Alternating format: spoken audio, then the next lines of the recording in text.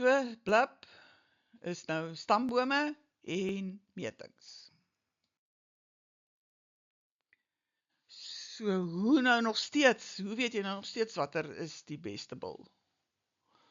3 bulle, hulle kalvers, hoe weet ek? Die beste bil kan geselekteer word deur stambome en metings binne kontemporêre groepe te kombineer. Hoe presies werk dit? So, hier het ons die 3 bulle en hier is hulle kalfies en hulle is op verskillende plase of oor verskillende jare gemeet en jy kan sien hier was 'n swak omgewing, hulle gemiddeld was 160 en daai was 'n goeie omgewing, hulle 200 geweeg en nog beter het hulle gemiddeld 240 geweeg. En jy kan nie hierdie gewigte net so direk met mekaar vergelyk nie, want dit gaan verskille was in verskillende omgewings. Maar as jy kyk na die patrone, dan sien jy hierdie grysbil se kalvers het geneig om altyd bo uit te kom. Hulle was altyd beter in die omgewing. Maak nie saak wat die gewig was nie. Of die omgewing was nie, hulle het geneig om altyd swaarder te wees as jy die groepie vergelyk. Hierdie bruine ene was gemiddeld en hierdie rooie, sy kalfies het maar altyd gesukkel. Of hulle in 'n goeie omgewing of in 'n swak omgewing is. En dit kan jy toeskryf aan genetika. So, watter bil is die beste? Die een wat neig om bo-gemiddelde kalvers te teel. Wanneer sy nageslag met ander bulle vergelyk word in dieselfde groep. As jy net een bil se kalvers vergelyk, hoe gaan jy nou weet watter bil is die beste? Jy moet die bulle teen mekaar afspeel, so te sê, om te sien watter een se kalvers neig om beter te vaar as die ander een se. En dis hoekom ons sê daar moet minstens 2 bulle in elke kontemporêre groep wees. En dan die bil met die beste teelwaarde is dan die beste. Met die hoogste, wat se kalvers geneig is om swaarder te teel, sal dan wees. So jy kan sien, die prestasie word nie net op jou plaas gemeet nie. Met hierdie genetiese bande met ander, want bulle wat nageslag het in ander kuddes of in ander jare, kan die rangorde van die bulle bepaal word. Die bulle is die mees belangrike, want hulle het baie nageslag in verskillende omgewings. 'n Koei tel ook, maar sy het 1 kalf per jaar. So die effek is die bulle. Hulle is baie belangrik by teelwaarde beraming.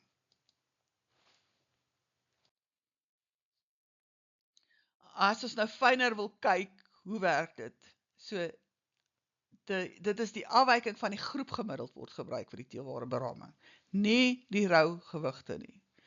So hierso het jy 4 kalfies en hulle weeg 210, 205, 195 en 190 met 'n gemiddeld van 200 kilos. En die beste enetjie was 10 kg swaarder as die gemiddeld. Dis wat vir blad belangrik is. Hy gee nie om of die kalf 210 geweeg het nie. Hy het 10 kg meer as sy maatjies gemeet, as die gemiddeld in die groep. En dieselfde, hier het jy aan die regterkant 'n groep wat net 160 kg gemiddeld was. En die beste een in daai geval was 170 kg. Hy's 10 kg meer as die gemiddeld. So hierdie 2 kalvers, ten spyte daarvan dat die een 210 geweeg het en die ander 170, gaan hulle in die verteelwaarde beraming as dieselfde ingaan. Hulle was 10 kg meer as die gemiddeld van die groep. So, dis hoe dit werk. Kontemporêre groepe, so, jy kan nou dink, as daar net 2 kalvers in 'n groep is, dan is die een altyd bo gemiddeld, die ander een is altyd onder gemiddeld, daar's nie veel inligting nie. So dis hoekom ons groepe met minder as 3 diere net dood eenvoudig uit die bladanalise uitgooi. Jy kan die kalf weeg, hy gaan 'n teelwaarde kry op grond van sy familie, helfte van sy pa en helfte van sy ma se teelwaarde, maar sy eie gewig gaan nie bydra tot sy teelwaarde nie. En net soos 'n kalfie wat alleen in die groep is altyd gemiddeld, so dit gee nie eintlik inligting nie. So ons gooi daai metings uit die bladanalise. Hulle kry wel teelwaardes op grond van familieprestasie. Goed, so nou kan jy sien, hier is ons by die beraming van teelwaardes, né? Metings binne kontemporêre groepe en stamboominligting van prestasie van familielede word gebruik en daarvoor gee ons vir jou teelwaardes. Dis soos dit in jou verslag verskyn. En ja, genomiese teelwaarde, sit ons dan nou net die genomiese inligting, die 50.000 merkers op die genomiese profiel ook by, en dan kry jy genomiese teelwaarde, en ek kan sien 'n genomiese teelwaarde en 'n gewone teelwaarde lyk presies dieselfde, daar's geen verskil tussen hulle nie. So, teelwaardes en teelwaarde indekse, kom ons bietjie prakties oor hoe lyk die teelwaardes. So teelwaarde is 'n indikasie van die genetiese meriete van 'n dier, en dit word beraam met BLUP, of Best Linear Unbiased Prediction, wat jy nie hoef te onthou nie, en dit is doeteenvoudig die metode om genetika en omgewing van mekaar te skei. Hierso het ons 'n veilingskatalogus, 'n dier wat op 'n veilingskatalogus is, en hierso kan jy sien, is die teelwaardes, speen direk van 105. So daai speen direk is die eienskap, die teelwaarde indeks is 105 en die akkuraatheid is 65%. So die teelwaarde indeks is doeteenvoudige teelwaarde uitgedruk as 'n indeks, dis baie makliker om te verstaan en te weet wat daar aangaan. So dit werk eintlik baie oulik. Die akkuraatheid hieronder is die 65%, dit dui op hoeveel inlig beskikbaar was om daai teelwaarde te beraam. Hierdie is die Bonsmara katalogus. Hy lyk 'n bietjie anders, die uitleg is anders, en die eintlike ding is dat daar ook geen akkuraathede is nie. Hierso, hierdie rooi syfertjies by die voorgeslagte is diere wat genomies getoets het, wat 'n genomiese toets ook het. So die teelwaarde indeks, hoe interpreteer 'n mens dit? 100 is die gemiddeld van 'n lewendige dier. Jy sit al die teelwaardes daar, dat jy dit maklik kan verstaan. Maar tussen 90 en 110 is ook maar 'n gemiddelde teelwaarde. 50% van die diere in die ras het waardes tussen 90 en 110 vir die spesifieke eienskap. So tussen 90 en 110 is altyd 'n veilige keuse. 'n Mens hoef nie altyd vir ekstreme te gaan nie. So jy kan sien, hoe verder jy op die ekstreme gaan, hoe minder diere is daar beskikbaar. So, dit help nie om ekstreme noodwendig te jaag nie. Gewoonlik is 'n gemiddelde dier tussen 90 en 110 heeltemal aanvaarbaar. So, partykeer sal jy ook, is 'n dier bo kan 80 ook aanvaarbaar. Al sy teelwaarde indeks is tussen 90 en 110, maar daar's nou enetjie wat in die 80 lê, en dit kan heeltemal goed wees. 'n Mens moet dit altyd binne konteks sien. Dit hang af wat jou teeldoelwit is, en of dit 'n enkele eienskap is. So, dis nie, beteken nie as 'n dier iewers 'n teelwaarde het wat in die 80's is, dat jy moet heeltemal uitgooi nie. Behalwe jy 'n bietjie strenger wees op die bulle wat jy gebruik, maar by die koeie is dit nie noodwendig altyd so nie. As van dit in die 70 gaan, dit hang af wat die ander teelwaardes is en watter teelwaarde dit is. Mens moet dit maar altyd binne konteks sien.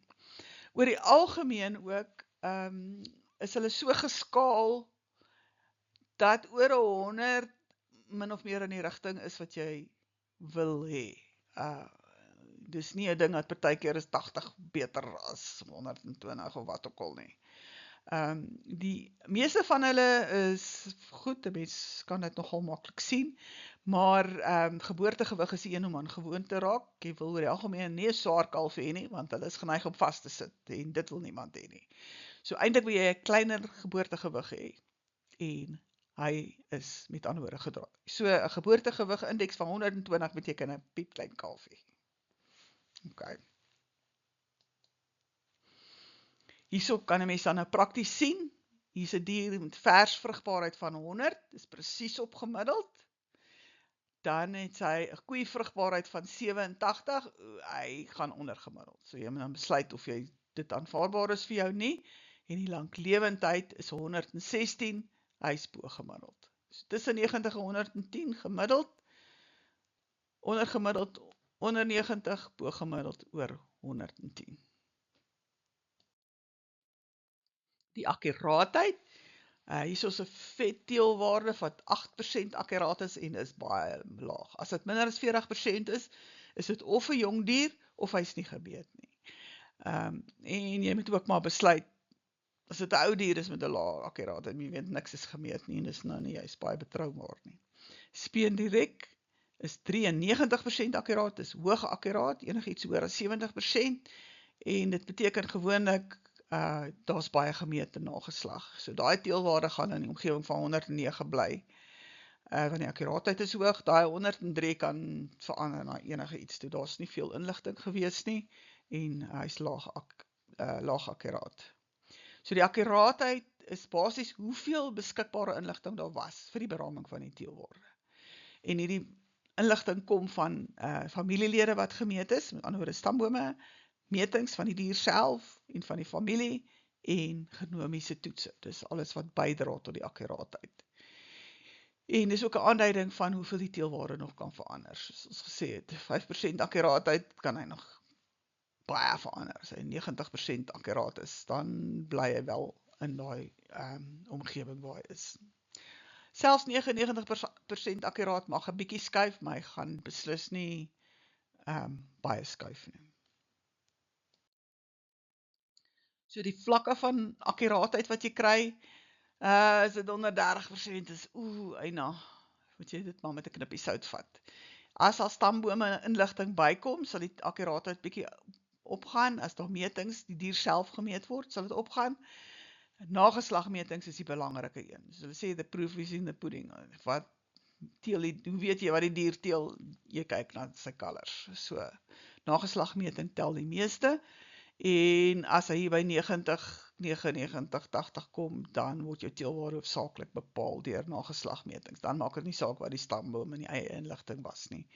En partykeer is daar foute daarin, né? So die teelwaarde is aanvanklik op verkeerde inligting gemeet, maar as die nageslag daar is, gaan die nageslag die teelwaardes bepaal. Hier is nou weer op die eienskappe op die katalogus. Hele klomp van hulle, kalf en moeder, vrugbaarheid, naspeense groei, raam en die karkas. Hierso is die Bonsmara katalogus, so dit lyk so bietjie anders. Dis basies dieselfde eienskappe, dit lyk net is net bietjie anders uiteengesit.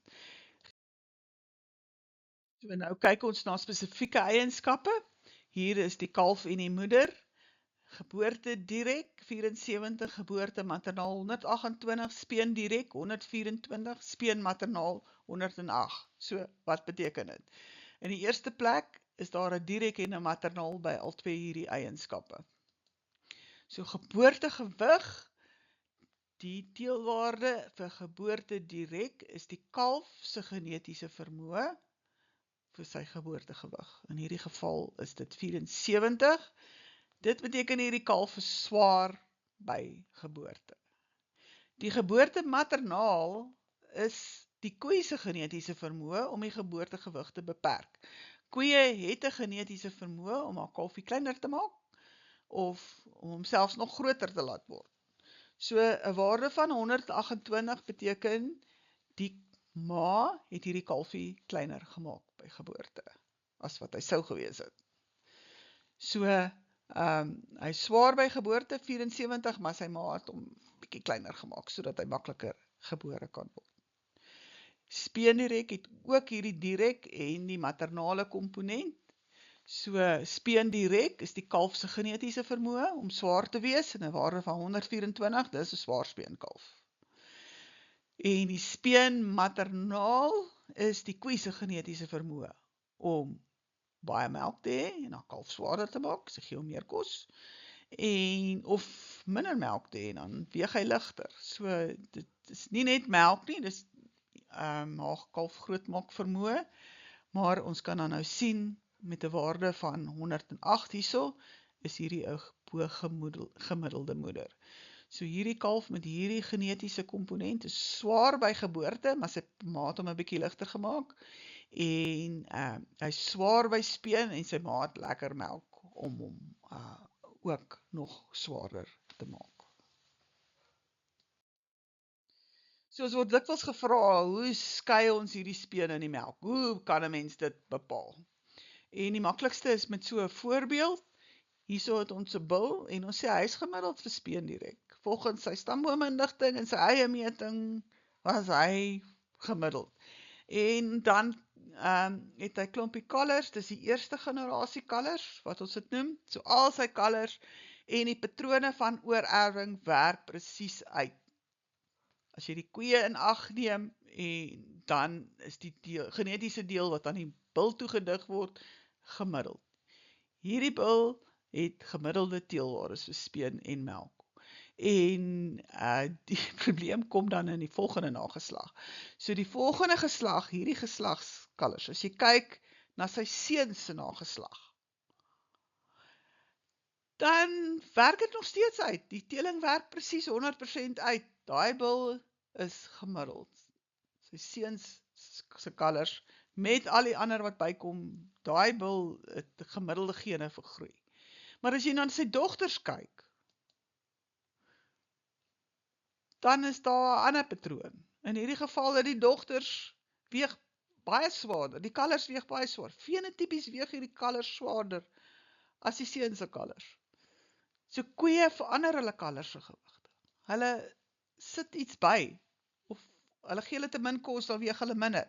Jy kan presies die direk uitwerk in hierdie stamboom. En as jy by die dogters kom, dan werk die som nie uit nie. Want dogters het melk, wat geneties is, en hulle kalvers is geneig om swaarder te weeg, dan het hulle meer melk, of minder te weeg, want hulle minder werk. Het hulle nie daai kalfie fenotipies genoeg melk gegee vir hom om swaar te wees nie. So koeie verander hulle kalvers se gewigte, is geneties vir die koei, is daar melkteelwaarde, maar dis absoluut omgewingseffek vir die kalf. So daar op daai kalf, kan, die eerste generasie kan jy net sy pa se direk meet. Jy kan nie sy melk meet nie, want hy produseer nie melk nie. Jy kan eers sy melkgene meet wanneer sy dogters hulle kalvers speen.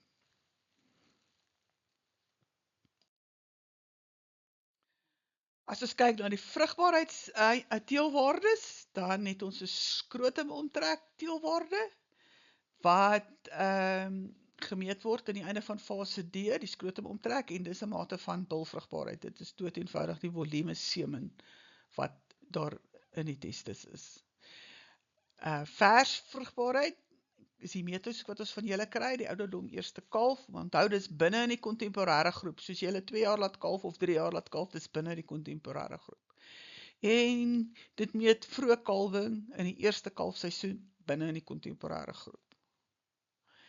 Vir die teelwaardes. Dan het ons koeivrugbaarheid, wat ons julle TKP's gebruik tussen kalfperiodes, die eerste 3 of partykeer die eerste 4 TKP's, en dit dui op gereelde kalwing. Hierdie vrugbaarheidsteelwaardes is geweldig kompleks, so dis hoekom ons dit verander het na versvrugbaarheid en koeivrugbaarheid, maar die metings wat ons van julle kry is ouderdom eerste kalf en die eerste 3 en die TKP's, waarmee ons hierdie teelwaardes uitwerk. Langlewendheid, basies in effek hoe lank bly familie in die stoetkuddes. So, ons kyk van die kalvers wat saam gebore is, hoeveel is nog daar op speen, hoeveel op jaar, hoeveel op 18 maande tot by 10 jaar, hoeveel bly in die stoetkuddes en hoeveel word uitgeskot. So aanvanklik is dit meer of 'n geval van hou jy van die kalf of nie, maar teen die einde is dit maar vrugbaarheid wat besluit of 'n dier in die kudde bly of nie. Naspeense groeiteelwaardes, julle kan onthou, naspeen kan jou diere op die veld bly. Dis die 12 maande en die 18 maande gewigte, is groei op die plaas. Hulle is baie sterk geneties gekorreleer, so ons kombineer hulle en ons noem hom 'n naspeenteelwaarde. Dan die bulle in fase C en D, meet hulle groei, so gemiddelde daaglikse toename. Hoeveel het die diere gegroei? Hulle het almal dieselfde voer gekry en 'n baie goeie teelwaarde om te kyk of het jou dier groei vermoë of nie. Die diere in fase C word voeromset gemeet, so hoeveel het hierdie dier gevreet en wat het hy met daai kos gemaak? Het hy dit uitgemis of het hy gegroei? Het hy swaar geword? Hoe doeltreffend was hy? jy kan nie koeie op die veld meet nie, sit voerdoeltreffendheid meet nie, jy kan nie met die gras wat hulle gevreet word nie, is baie moeilik. So jy selekteer voeromset vir die bulle in fase C en hulle dogters wat hulle teel loop op die veld. En onthou, jou voerrekening word maar opgevreet deur jou koeie op die veld. So voeromset 'n baie belangrike teelwaarde om doeltreffendheid te meet. Die raamteelwaardes wat ons gee is volwasse gewig, dis koeigewig by die speen van haar eerste 3 kalvers. Ons is nou besig om in te faseer om alle gewigte te gebruik. 'n baie belangrike teelwaarde en ook 'n baie belangrike gewig om te neem is om jou koeie te weeg. Weeg hulle as jy die kalvers speen. Jy kan hulle weeg by geboorte ook, van die rasse kry nou al daai teelwaardes ook, maar weeg die koeie by speen is 'n lekker teelwaarde om te gebruik. Dan in die groeitoetse word hoogte en lengte ook gemeet, so skouer of heuphoogte afhangende van verskillende rasse en langer. So is als 'n aanduiding van hoe groot is jou dier se raam. Die karkaseienskappe, onthou dis met RTU gemeet, met die skandering. Daarso kan jy sien is die prentjie op die rekenaar en jy meer die oogspieroppervlak, dus die hoeveelheid vleis van aan die karkas. Dan het jy ook die onderruitse vet, wat 'n goeie energiebron is vir jou koeie op die veld. Dit is ook belangrik vir 'n karkas, dit beskerm die karkas en dit maak dat die vleis lekker is. En die belangrikste vir 'n lekker vleisie is die marmering. Dis daai spier binne in die vet. So ons meet dit ook en ons kan vir jou 'n teelwaarde vir jou dier gee. So dis vleiseienskappe of karkaseienskappe wat op 'n lewendige dier gemeet word. So, hier is al ons teelwaardes nou saamgesit en jy kan daarvoor selekteer. Jy kan duidelik sien, speen direk swaarder, maar die kalf is swaarder by geboorte ook, volwasse gewig, bietjie bo gemiddeld, maar redelik gemiddeld, lekker baie groei het hierdie dier, en groot oogspier, daar's enetjie wat 81 is, wat dalk 'n bietjie laag is, hoewel daar heel wat vet binne in die spier is, so dit behoort okay te wees. So kan jy jou diere dan evalueer. En hier is die selfde by 'n Bonsmara katalogus. Kan jy dan nou maklik sien wat hierdie diere is. Hierso kan jy sien die lengte is baie kort, so dis 'n kort billetjie hierdie. Nie so baie hoog nie, weeg nie so baie nie by speen nie. 'n ander tipe dier as die een wat ons op die vorige bladsy gesien het.